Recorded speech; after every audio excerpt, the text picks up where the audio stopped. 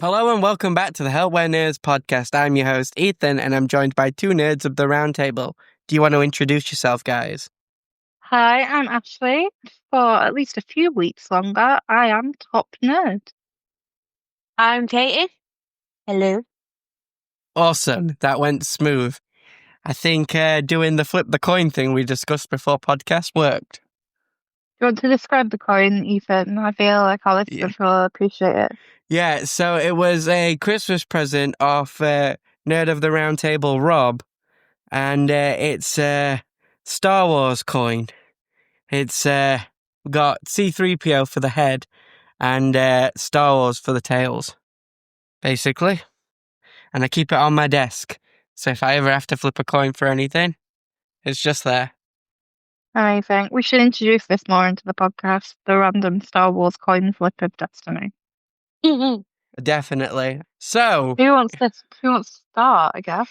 well, it is the Unpopular Opinions musicals episode in honor of Wicked for Good, which not everyone has seen, so there'll be no spoilers from us. And basically, I think the main thing we need to do is talk about some of our hot takes and unpopular opinions, musicals-wise. So if you want like a rundown on how we do it, go check out the last Unpopular Opinions video we did.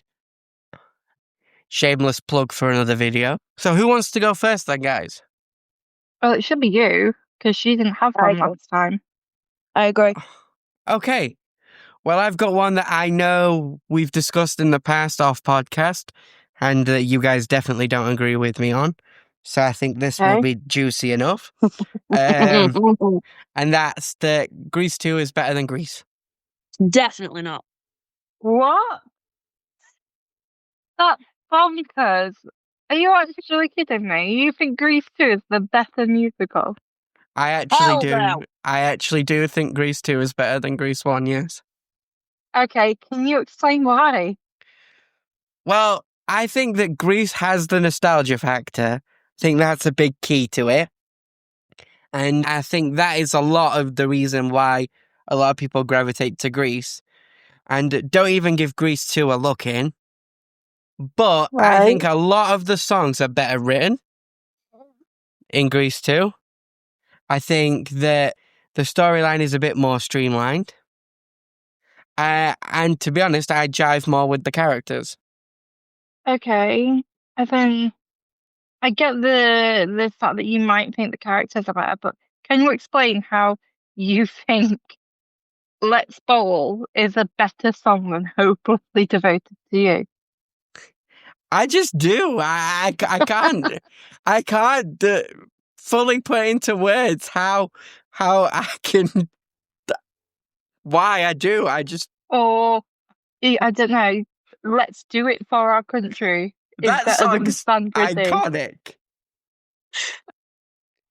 And No. Reproduction. Reproduction is a fun song, but it's not better than Grease Lightning. What about Cool Rider? I like Cool Rider. And who's that guy? They're cool songs, but I honestly don't see how they stack up to the soundtrack of the original Grease movie. Agreed. I think nostalgia plays a lot into the love for Grease. I think What do you mean? I think that Grease it's a good film, but I just think, and it might be the characters, you're right, because I just think Danny and Sandy are boring characters. Right, but Michael isn't. No, I don't think he is. I think that he actually does stuff with it, whereas the Sandy... T-Birds aren't cool in Grease 2. I'm sorry, they're not. No, they're not. They're jackasses, and I actually prefer that. Oh my god. Yeah, no, I don't agree with you in any way, shape, or form. The T-Birds are jackasses in Grease. You just think they're cool because you like them. Grease 2 is a good movie, and like I think Grease 2 plays into the nostalgia factor too. That's why I think like Cool Rider for me will always be one of those scenes where like you want to be Michelle Pfeiffer dancing on top of a ladder, singing about okay, on a motorcycle. You just do.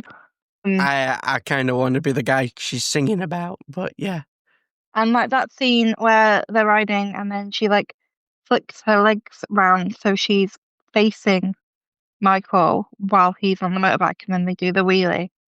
So cool. However, I would never ever try and do anything like that in real life because I think that's a one-way ticket to heaven in the bad way.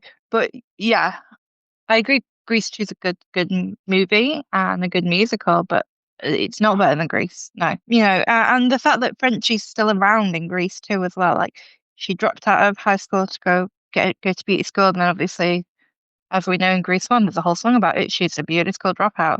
But then the fact that in Grease 2, Danny and Sandy 1 are supposedly still together. We get told at the beginning of the movie, which okay, if you say so.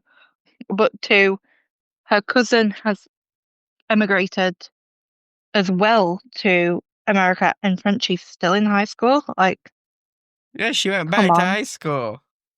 Yeah, I know, to get her, whatever they call it, diploma, whatever the Americans, they have to have a certificate. They get a certificate, don't they, for finishing, their graduating diploma. high school. Yeah, that's what she's gone back for. But like, they only had her in there to add credibility. Grease 2. Don't forget about Snake. The snake. Yeah, not the Snake, Snake. The rival who was Danny's rival and then suddenly is Johnny's rival. Oh yeah, all these non-high school looking high. Yeah. The guy who was in the car race with Danny, but then I didn't realize he's still the same villain. yeah, he's the same guy. He's supposed to be the same guy, and he's not. He's not from a school. He's from a rival gang. The T-Birds are a gang. Fair enough. But yeah, I guess that kind of went over my head a little bit. I just thought they were a clique at high school, a little bit like the basketballers in High School Musical. No, Except the T-Birds and the non-jockey. the T-Birds and the Pink Lady. They're gangs. That's why only T-Birds are allowed to date Pink Ladies. How very cult-like. While we're on the subject of Greece, like I'm sorry, but there's a bunch of stuff in Greece that's just really problematic. I try to like not think about it while watching Greece because it's Greece. Like it's like Mamma Mia. Like you just watch it for the vibes, right? But like the whole Marty with Vince Fontaine storyline, dodgy. Like, again, she's a high schooler. He's supposed to be like what in his 40s. Like, yeah, lines crossed there. The fact that Sandy, on the surface, not deep down, changes her entire personality for Danny. So And him for her, becoming a jock instead of a gangster. he puts a cardigan on. Putting a cardigan on is not the same as taking up smoking and being sewn into leather pants because it's cool to look cool. The allegory is supposed to be the same, but I get what you're saying. Yeah. But yeah. Like he took up track and everything to try and win her over because she likes jocks. Or at least that's what he thinks. Again, I would argue that Sandy's transformation is a lot more dramatic than Danny's. Yeah, it is. Yeah, I'm not saying it isn't. What I'm saying is the whole premise of Grease is so stupid in both films because it tells you have to change to get the girl or change to get the guy. Yeah, and they have a real thing against like, is it Pansy? What's her surname? Oh, the one that's I want to say a bit like you. But I want to say Parkinson, but I'm pretty sure Pansy Parkinson is the girlfriend of Draco Malfoy in the Harry Potter books. It is. So, anyways, the nerdy girl character in Greece that they all hate just because essentially she wears glasses. That's it. I can't see any real reason why they don't like her. The one where they're like, oh, she got a nose job, and then they like touch their noses. Yeah, and just make fun of her a lot, and I'm like, don't understand where it comes from. Well, she's Anyway, not. She's not a pink lady. yeah, okay, yeah. Let's move on, because you're gonna make me sad, because Grease is one of those films that I'd put on if I was having a sad day or a sick day. I don't like to pull it apart too much. I think you've hit the nail on the head why I like Grease 2 more than Grease 1. Because Grease 2 is the film I watched when I was in hospital when I first started with my seizures. Mm. Like, it was the only film they had on those stupid electronic TVs that they used to have in English hospitals. So it's like a comfort thing for you then? Yeah. Yeah. Whereas I think I noticed a lot more of the flaws in Grease than I did in Grease 2, but now that you've laid them out, I'm like, hang on a minute, they kind of did the same with Michael. He had to change to get... I even forget her name in Grease 2. Well, oh my god, yeah. What is her name? I just call her Michelle Pfeiffer. Yeah, but he had to become a T-Bird to even be able to date her. And a biker from being William Shakespeare, basically. Basically, yeah. Because that's what they call him. They call him Shakespeare all the way through the film. Yeah, I very much got the vibe that they were trying to like replicate like the characters of 10 Things I Hate About You in Grease 2. Like, Yeah. I don't need anyone, but if I'm gonna have one, it's gotta be like a bad but cool dude. Felt very, very cat. Yeah. But like, instead of like her being all about poetry and stuff like that, it was him that started off that way until he became the bad boy she was talking about. Yeah, basically. But yeah, what do you think, Katie?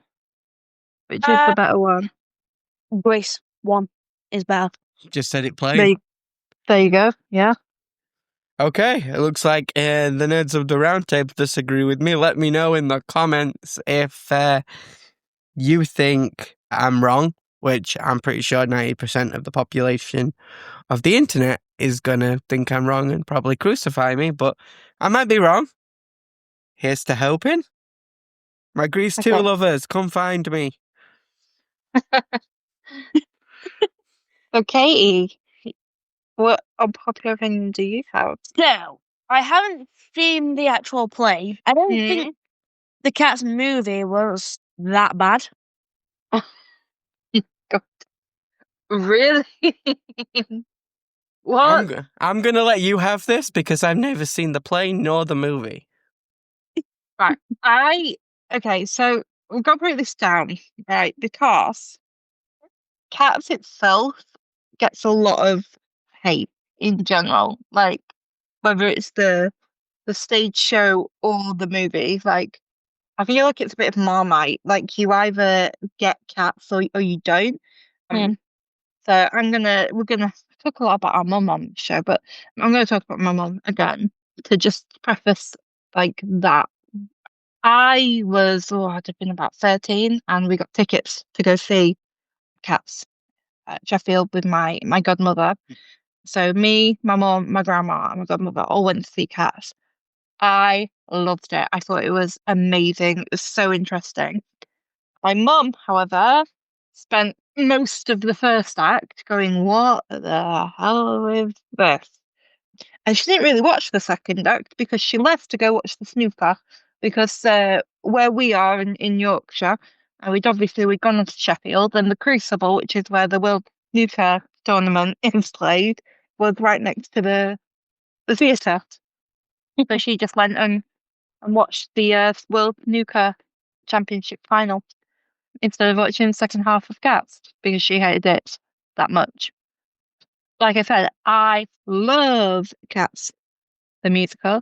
I particularly love the straight to video that they did in like the 90s of it. I think you can find that on YouTube somewhere. But it basically did like a VHS thing of like most of Andrew Lloyd Webber's musicals. The most famous one will be like Joseph with Johnny Osmond, but it was like part of that series, and that version of Cats is great. The movie, however, oh my god, Oh my god. The CGI Doesn't it have Jason is Derulo? so bad. Yeah. I'm pretty sure he plays McCarthy. Jason Think it is. Derulo. Or did he play Ramson Tucker? No, I'm pretty sure he played McCarthy. But, like, I get it. I got what they were trying to do. Like, unlike loads of people that hate James Corden, was like, oh no, not James Corden as Bustopher Jones. I got putting James Corden in as Bustopher Jones. I got that casting decision. Rebel Wilson as Jenny Everdots. It made sense to me that those were the castings for those characters because they were comical characters and larger than life characters. So let's have a star-studded cast.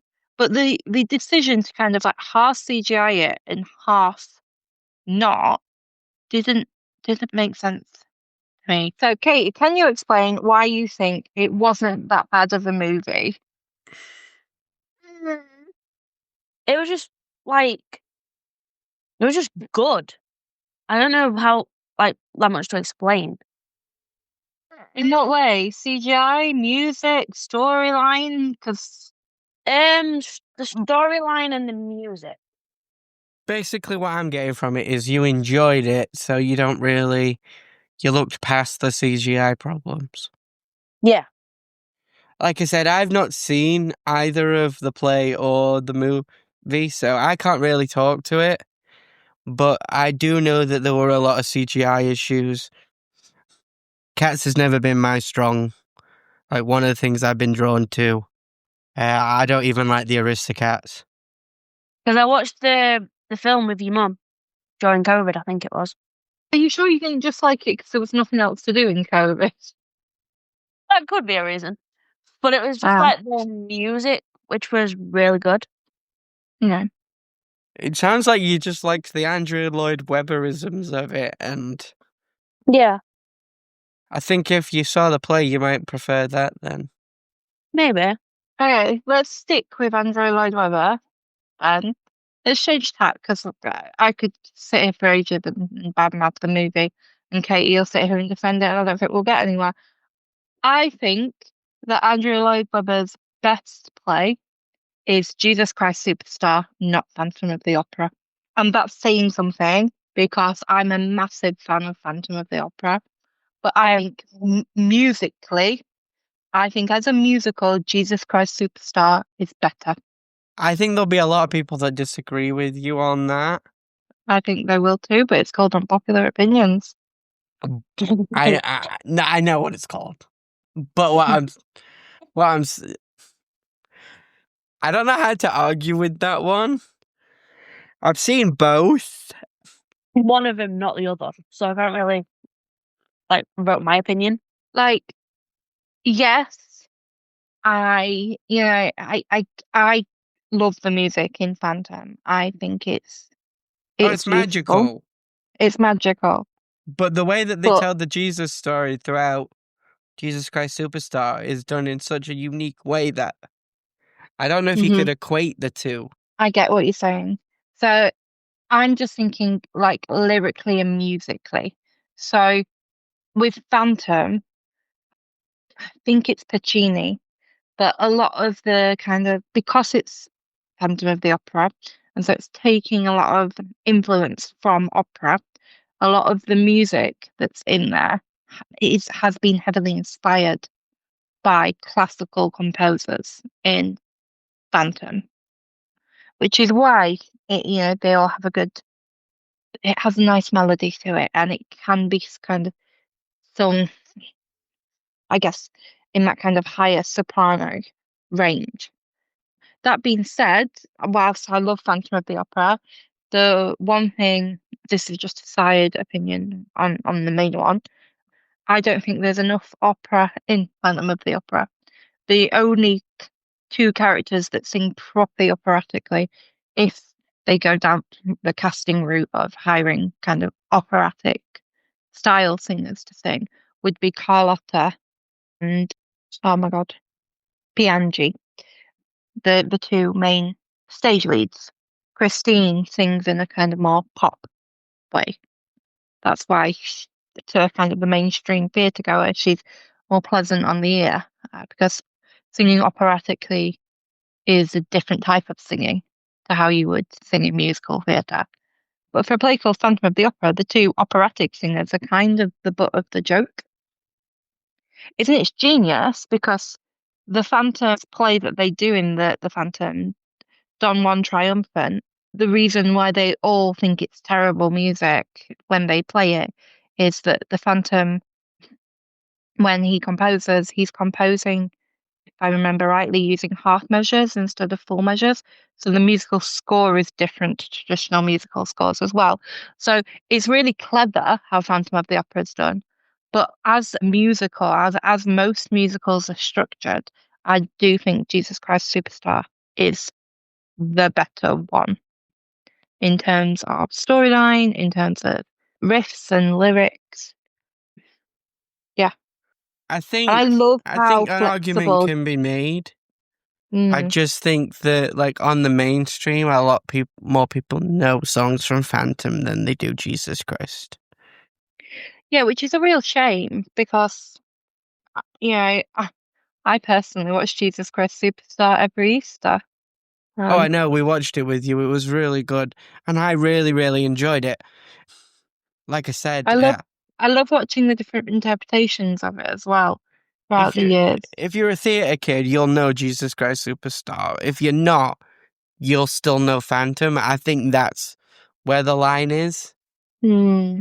Like, I know people that don't know anything about the theatre, and you can still say Phantom of the Opera, and they'll know what you're talking about. Yeah, true. I think the film has a lot to answer for because of that with Gerard Butler. There's also a lot of people out there that find the Phantom really sexy. And I think the Yeah, film version is it, to blame for that. that's the Don't pass film's Gerard. version's problem, If, because Even without his mask on, he's sexy in the film. the whole point of the Phantom is he's supposed to be terrifying without the mask, and he takes the mask off, and you're still like, ooh, hello. He's still would. Yeah. And the movie makes him younger as well, so the movie makes it less problematic. Yeah, Like it's it's not not creepy. believable. It's not believable in the film. I don't think that she thinks he's a dad. Yeah, it's Um, not. It looks more like a love interest and yeah, than a father figure. It's not creepy. yeah. It's supposed to be creepy. Th- I'm not shaming anyone here. As a 16-year-old girl, Phantom of the Opera was the first play slash musical. I'm including both genres here. At all that I saw on the West End. I have gone on to see both musicals and plays on the West End, but Phantom was the first at 16, and I was that idealized person that was like watching it in awe, enamored with the gothic, sexy, dark, broody character of the Phantom. If anyone's into kind of gothic literature and gothic horror, I guess it's in the same way that you watch Bram Stoker's Dracula with Gary Oldman and you're rooting for Dracula. You shouldn't be rooting for Dracula, same as you shouldn't be rooting for the Phantom. But sometimes portrayals just make you. That being said, if you are, a young person, male or female, everyone swings every way on this podcast between everyone, and you're thirsting for the Phantom, like please go home, get a cold shower, and then just check in with yourself because you don't want a person like the Phantom for your actual partner. No. This is a public service announcence. It's You can't change him. You can't do it, okay? But yeah, no, Same I for you personally. people that thought you could change Vox and Alistair from Hazbin Hotel. Oh my God, can we talk Husband? It is technically a musical. It is a musical, so technically it fits. But do you have an unpopular opinion? You're a loser, baby. Oh my God, wait. I'm trying to think of all my opinions. I reckon most people would agree with me. Sorry, I got that song in my head. It's not. Now I'm trying to think of an unpopular opinion to make it fit. So I just come up with one that I don't actually agree with. just so we can talk about Hazbin. Unpopular opinion. That's probably a popular opinion. Charlie needs to grow up. Yeah, that's got to be a popular one, right? Like, Lucifer crawled out of that chuffing trap door, And she had nothing to say. covered in blood, and was in pain. And she just went, Dad, and like touched him gently, and then walked off to talk to Pentious. But when Alistair was in danger, she shouted, Alistair, no! Yeah, I think, come on, Charlie. Like, we know you have daddy issues, but like, no. And this Plus, it's won't be an Jeremy unpopular. Jordan. Yeah, I'm going to put this out there, right? It's not an unpopular opinion. Well, I'm hoping it's not. It's probably a very popular opinion, but I don't care. I'm breaking the rules that you've set. I already broke them. Lucifer needs Naughty. a song where he can actually just be himself, have his sick riffs, and not get fucking interrupted. Hell's Greatest Dad, Alistair puts in a song, and then Mimsy finishes the song. Like, Or love that Moxie, song. if you watch the Hazbin. Oh, Moxie. Oh on my God, I Broadway. loved it. I saw him and I was like, it's Moxie. It still makes me laugh that Moxie is voiced by like an old man. Like, it's so funny. But, like, then, like, arguably, for me, one of the better songs of season 2 was King of Hell. And we only get like 30 seconds Well, of it before technically, it's just the beginning of Vox Popular. No, but yeah, but you know what I mean? Like, I know, I it's wanted not, that it's as a not even full its own song. song, it's just called Vox Popular. It's just... Yeah, so I want a Lucifer song. And I know more than anything, he gets to have an actual like conversation with Charlie or whatever. But I That's mean, a like an duet. actual song. That's It's a duet. I want a song where Lucifer isn't the joke of anything, where he actually maybe a reprise of King of Hell, right? In season 3, but a full version where he's actually taking on his job as king. Well, Fully. we know... I'm putting everyone in their fucking place first. I know this is, again, I know this is off topic, but we know that the voice actor for Satan has come out and said that he's filmed lines for Hazbin Hotel. Oh my God, is there going to be a song with all the deadly things? So, he didn't say which season, so it could be 3, could be 4, because we know that some voice actors have filmed lines for 4. But if it is, give me a reprise of the King of Hell part of Vox Popular, but at Satan. Oh, yeah, because of sorry for people that don't watch Hazbin or Hell of a Boss, but like obviously Hell of a Boss ended with Satan being like, I am the law. Yeah. I was here before the first golden angel fell. No, you fucking weren't. Yeah, because I believe in Hazbin law, Lucifer created the deadly sins, right? Oh, yeah. And Fizzy Pop came out online and said Satan's basically lying. Because a lot of people were confused because of how it was delivered. She came out online and said it's supposed to have been delivered like it was obvious that he was lying, but when it was sung in such a way that it came across straight, and we didn't want to act like, can you redo that? Because it was so good. So I'm going to have to tell you, no, he's talking out his ass. Yeah, I also want Abel to have. I want Abel and Luke to have a duet in season 3. Abel needs a duet with Cain. Yeah. People want I think it's like the lead singer of My Chemical Romance. I think that's who they keep saying. They want the lead singer of My Chemical Romance to voice Cain. Gerard Way. Yeah. So that they can have My Chemical Romance and Fall Out Boy. Oh my God, Cain and Abel. Imagine? What a power family that was. Who would you hire for Eve? Like if Alex Brightman is Adam, and then that's Cain and Abel, who the hell could be Eve? I don't know. Fizzy Pop herself. She can't sing. Did we not watch the interviews where? Yeah, I know. With the cast, I know. That's why I said it. That would be hilarious. Could you imagine those all being like powerhouse singers in this Eve? Oh my God. Well, we're getting massively off topic. We are. But at least it was musicals themed. Popular musical opinion. We need more Hazbin Hotel. Agreed. And Hell of a Boss. Yes, I want more Hell of a Boss. I want to see Blitz. Sorry, Blitz. The O is silent. The O is silent. I said it and realized what I did. Sorry, Blitz. I'm so sorry. I love how you talk. Brandon Rogers is so good. We were actually scared of him in real life. I'm scared. I just dead named Blitz. Oops. Okay. But I do want to see them as a working relationship. Maybe put the couple stuff on the back burner for a bit. Yeah, absolutely. So, and Lucifer does need to, remind Satan who the motherfucking king of hell is. Yeah, oh no, we have to, please. If in one, I think I'd cry if it turned out she listened. But if you do listen, Viv, you are listening to our plea here. Please, can we have an actual reprise of King of Hell, please?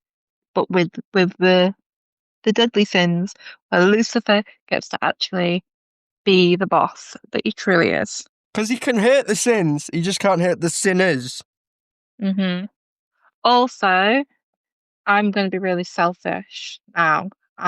If anyone out there that listens to this podcast knows of a creator where I can get Lucifer's duck jumper while he's watching that duck drama on the telly, can you let me know? Because you mean the pink sweater with all the little rubber ducks on it? Yes, and I know they're not real. The ducks aren't actually on the sweater, right? But if someone's doing a rubber duck pink sweater, can you let me know where I can buy that? Because it looks so bloody comfy. It does. I need it. and I also need the Great Quaxby. Also, yeah, if you do any mini movies, not even oh my god, connected. a mini-sode where we all get to watch the Great Quaxby on Hell's version of Broadway. I would so watch the Great Quaxby, and the only person in the audience is Lucifer because he said Hell doesn't have any taste for musical theatre. Yeah. Oh god. Yeah, that would be so funny. I'd actually love it if Lucifer was the only person in the audience until Charlie walks in, and then you've got the other sins just show up. It makes everyone come. Yeah. Yeah. That'd be so funny.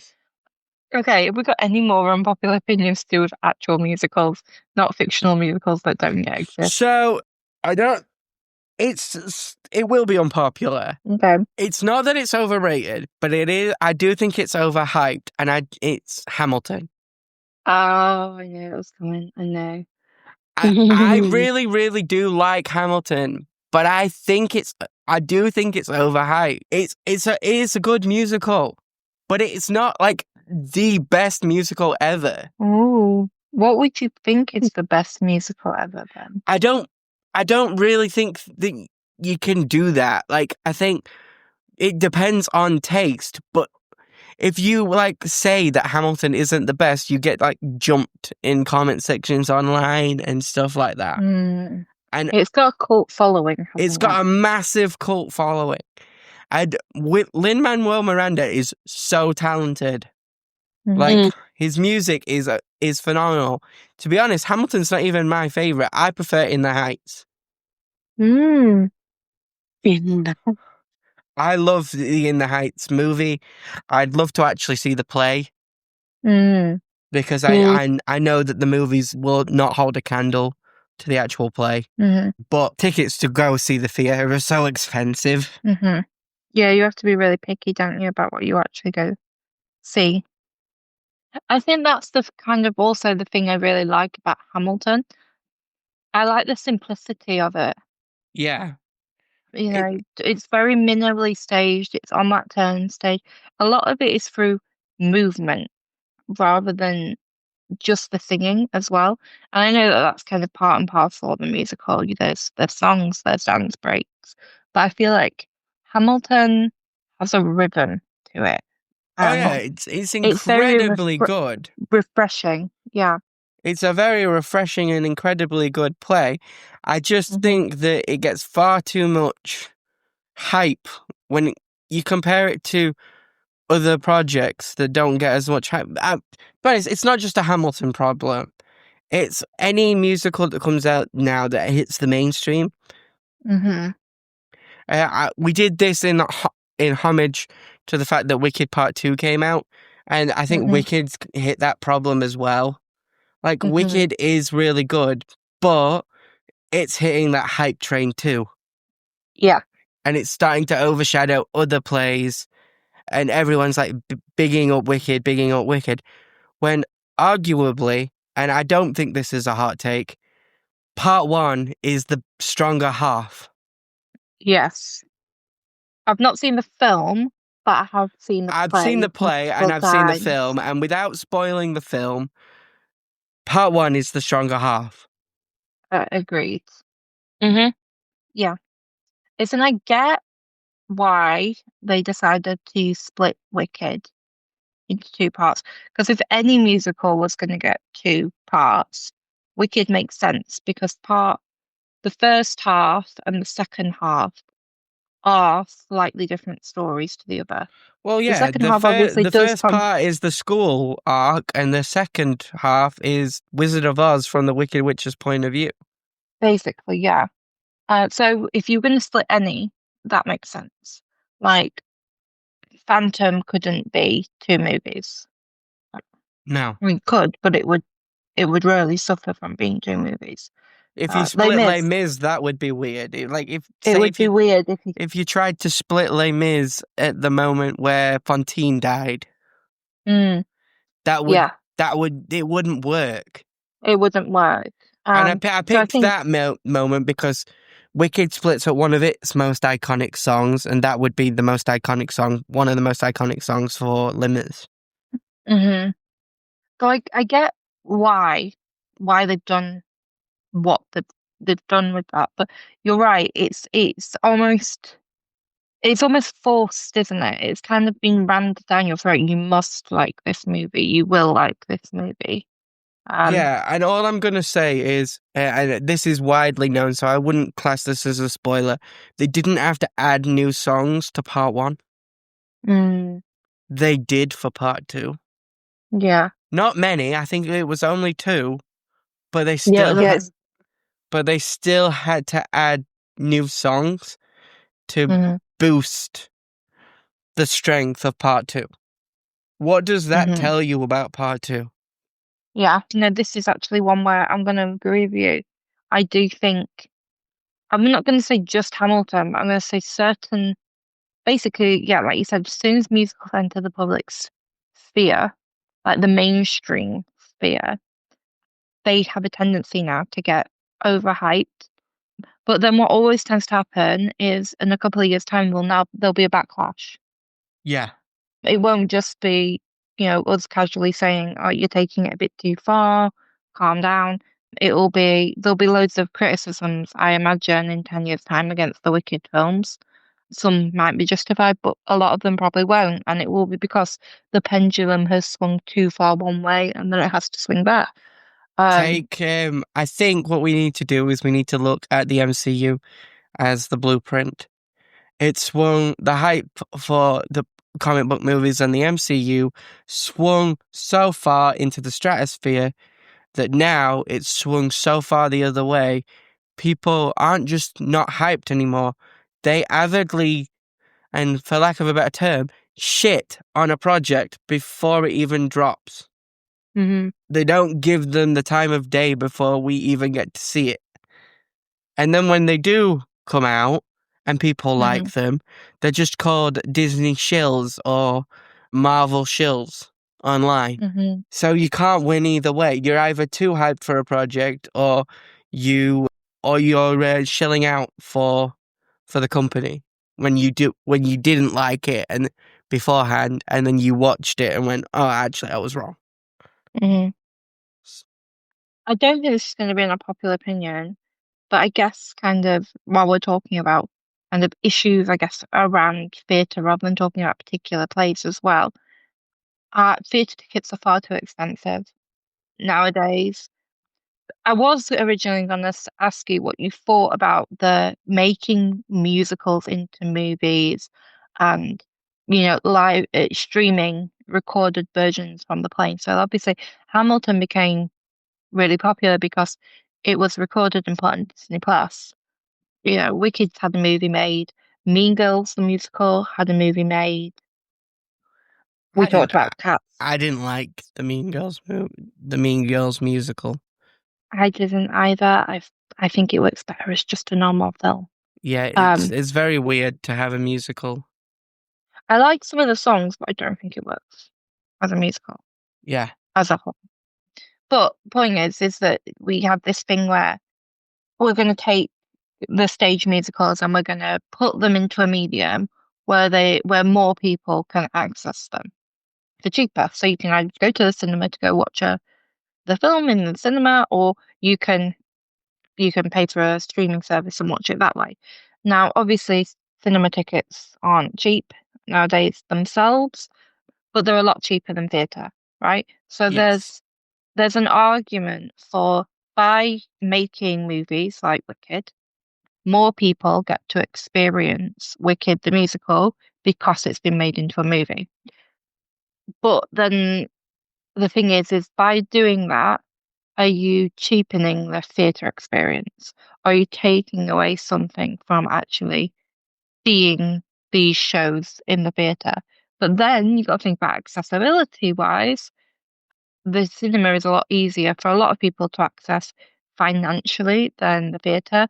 But also, it's no secret that both me and Ethan have a disability. We've talked about it Yeah. on the podcast. We certainly talked about yours. I don't know if I've said mine, but spoilers if I haven't. I'm disabled too, and we know that certain, there's always some accessible seats in the theatre, but Not even always. not always. Even the accessible seats that technically are accessible aren't great. I'm not going to name out certain theatres, but I've been to other theatres before where they're like, this is the accessible seat. It's still You've still got to go up a couple of steps and down a couple of steps, or we can put your wheelchair in this wheelchair slot, but it's a restricted view, or you're going to have to kind of try and turn a specific way to be able to see the stage. It's a whole minefield, right? So for Yeah. a lot of people, it's a lot easier to just go watch the movie. But I'm wondering if this all takes away from an actual real life theatre experience. And I'm very much a fan of the theatre. I think you get something extra by seeing musicals and plays in a theatre setting. And it makes me sad that for a lot of people, they feel like the theatre isn't accessible to them. And that's where the movies have come from. Yeah. But part of me also wants to say enough's enough. Let's stop making musicals into movies for quick cash grabs. No, I think Wicked isn't the first one, but Wicked's been so successful that I can now see that there'll be more. And there's a I balance wonder to what be that'll do to struck. the theatre industry. I think there's a balance to be struck. I liked what Mm, Hamilton did because it mm, wasn't a movie, it was a recording of an actual play, which means the mm, play had to happen for the recording mm-hmm, to be taken, which means there still had to be a production. mm-hmm, But with Wicked and Les Mis, that was a movie, mm-hmm, and Cats, In the Heights, those were movies. mm-hmm, They weren't the Broadway production filmed. mm-hmm, So we've ran into that problem of we've lost that production. mm-hmm, And yeah, you can still go see the production. We took our little sister to watch Wicked before Wicked Part 1 even came out. Then we've mm-hmm. all gone and watched Wicked Part 1 and Wicked Part 2, knowing what was going to happen. And they're different mediums, so you can get something out of both of them. Like, just because you've seen the film doesn't mean don't go see the stage show. Like, but Yeah. I'm just wondering we're gonna say that because we're theatre people. But I think Well, the I problem certainly am. But I'm here just is wondering. that Wicked, in particular, is one of Mhm. those plays where when it was transformed into a movie, the movie got to add things to it that the play just Mhm. couldn't do Yeah. because it's a play. So you can't Mhm. have your actress that's playing the Wicked Witch throw a fireball, Right. Yeah. for example, because they can't literally do it, but CGI lets them do it. Mhm. Obviously, you can still mimic flying with wires and stuff, but it doesn't look as fluid as hiding the wires with CGI and having it look like they're floating, or actually having the telekinesis look real rather than it looking like someone just wheeled the wheelchair back for Nessa Rose. Mm. Yeah. So I get wanting to turn it into a movie. I get that people would have been like, well, The Wizard of Oz was a movie, so let's do Wicked as a movie as well. Mm. And we'll see how it goes. And it's gone really well. My problem isn't that Wicked's done well. My problem is now we're getting announcements that they want to carry on doing things in this universe. Yes, I've heard that. It And won't start. Glinda and Elphaba's characters will be retired, but but they the want to go back Ozverse. and do a Glinda prequel Mm, is one rumor and stuff like that. So where does this end? I think that's the thing, isn't it? Sometimes franchises, when something does well, they start to be like, well, that did well, so let's now either expand what we're doing or keep copying, use the same format. And what they end up doing is they end up oversaturating, I guess, the market. And so people get tired, like you said, like the MCU, too many Yeah, superhero films. too many Um, musicals, too many Wicked projects. Now, the Wicked musical was adapted from the Wicked book, and there are other books in mm, in the series, like The Son of a Witch, uh-huh. and there's other projects which I don't know the name of. I only know Son of a Witch because I was like, really? There's a story on that? Apparently there is. So does that mean they're gonna go there next? I really hope not. And not everything has to be a musical as No. well. I think that's also important to say. Like, I think I'm all, as in just on this kind of tangent, I'm all for musical films, and I'm all for books being adapted into films. But do we have to do musicals into films or turn ready-made films into musicals, i.e., Legally Blonde? Although I really do like Legally Blonde the musical. Or Back Why to the can't we Future. have? Yeah, isn't they're fun? They are fun. That one confuses me though. But I guess if there's a thing, if there's a hunger, I guess, for musical films, why can't we develop an original film musical? A bit I like Rocky think Horror. I feel like Um, we're running into the problem that Hollywood has been running into for the past few years, though. And that is, why can't we just make something original? yeah, And I think that's a topic for a different podcast. it is. It is. As in, to be fair, I've got loads of opinions on musicals. I'm just not entirely sure how unpopular a lot of them are. Yeah. Um, If you want so another episode on musicals, then let us know in the comments and we'll come back with it. I know not oh, all I of don't. our opinions here have been unpopular, but I think some of them have needed to be said. And adaptation, I guess, if anyone wants to, is in hark back to the very first episode where that's literally what that episode's about. But we've also just talked about adaptation of musicals into films, books into musicals.